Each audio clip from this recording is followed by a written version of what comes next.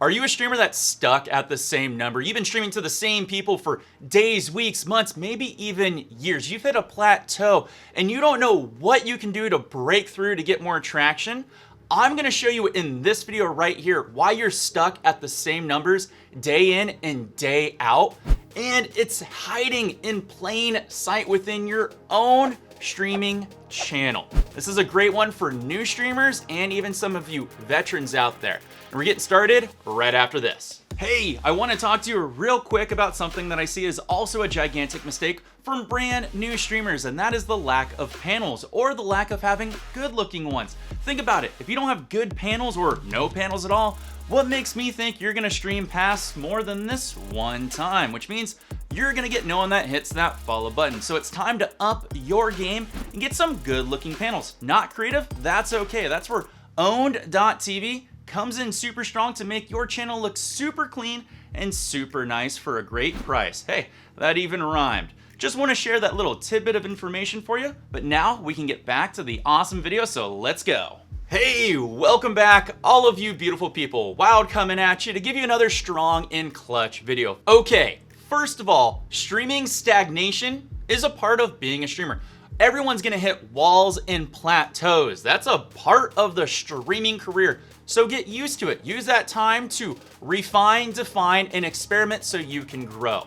But if you've been streaming at the same number for days, weeks, months, and years, and you can't seem to get any sort of traction, this is what that video is about. I'm gonna show you a really strong insight that's been holding you back for that entire time. When anyone starts streaming, we all get excited when people join in the conversation and start watching our content. They start binging our content. They start engaging with our content. It makes us feel good. It feels like we're on the right path for extreme growth.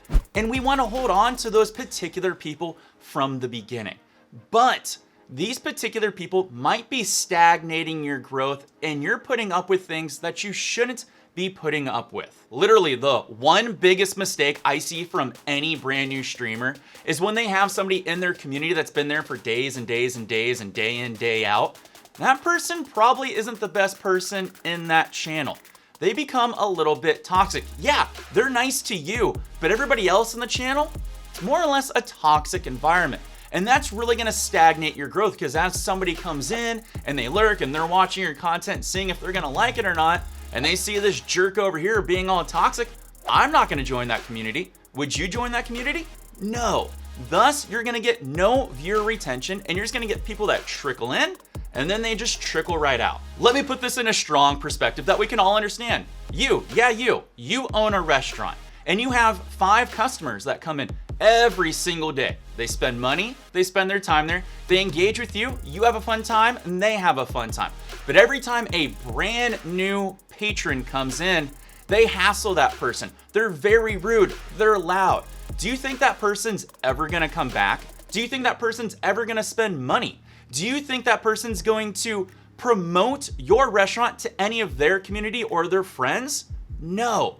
And that's what toxicity of the people that you retain your channel is doing. It's bad promotion. Wait, it's not bad promotion. It's just overall a bad way to run your channel. Look, if you want to grow on this platform, start cultivating the correct community. Yeah, it's gonna be tough and you're gonna have to weed people out at certain times, but that's life. You do that in your normal life, within your job. You cut the fat, you trim the very things that are bringing you down in this life. So get rid of the toxic people because it's gonna make everything that much easier as you go forward. Yeah, it's tough at the beginning, but you're setting yourself up for something awesome at the end. All right. Streamer stagnation doesn't only just start or end with toxic people or toxic people within your community. I've also noticed something that's very strong in stopping your growth, and that is when you start giving too much power to other people or you're not standing up for yourself, and thus people start becoming too demanding or too commanding within your streaming channel, and I see this a lot. I always like to call these stream daddies or notice me senpais, where people donate a lot of their time or money or subs or gift subs, and they feel like they have some sort of power within your stream. Thus, they feel like they can get away with certain things in your stream and channel. And thus, it's really off-putting for when somebody new comes in because they don't know what the boundaries are.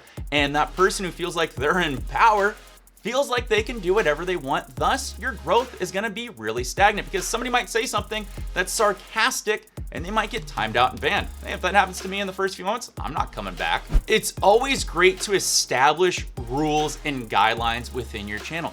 Don't be afraid to let people know this is how you want your community or your channel to be run.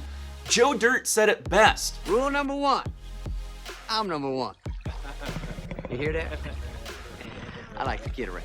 So make sure that you're number one in your stream and in your channel. And then you can cultivate the right community by giving them the correct rules and guidelines, all right? Streaming's not easy, but you're doing yourself a disservice if you're not addressing the toxic or commanding people within your channel, because you're making it harder for you to grow, which is why you're feeling like it's such a grind. So do me a favor, literally at the end of this video, go through one of your old VODs, think back to some of your old streams and think about, are people being toxic in my community? Is it really not showing me in a good light for when people trickle in or lurk in on my stream? Are people being too commanding? And if the answer is yes, address it. Literally, don't be afraid to go into those people on like a DM or Discord or a whisper or even on chat. As long as they're gonna be mature. God, I know they're not gonna be. I'm sorry, it's gonna be a hard thing to do, but you need to do it. Talk to them about it and just be like, hey, can we do this instead of this? And if they can't, I'm sorry. I will grow without you. I know this is gonna be a scary step, but it's something that's really gonna help you out. And I know it because it happened to me. I held on to too many toxic people. I held on to too many commanding people. And when they went, my numbers started going up and started going up faster. I started getting more new people in my channel because they felt like it was a welcoming spot. And you know, the sting of those people leaving faded away really quick because I made some awesome new friends in the long run. And I know you can too. Now that I've shown you how to break through that barrier and get through that streamer stagnation by getting rid of the toxic and commanding people, I want you to do me a favor. I want you to start turning your viewers into regulars and your regulars into subscribers. And to do that, I recommend checking out this video over to the side. It's gonna take you through all the steps for you to get more subscribers on your channel. You're gonna love that video. Until next time, my name is Wild for Games, helping you become bigger and better. And I will see all of you beautiful people in my next video. Take care, and of course, peace.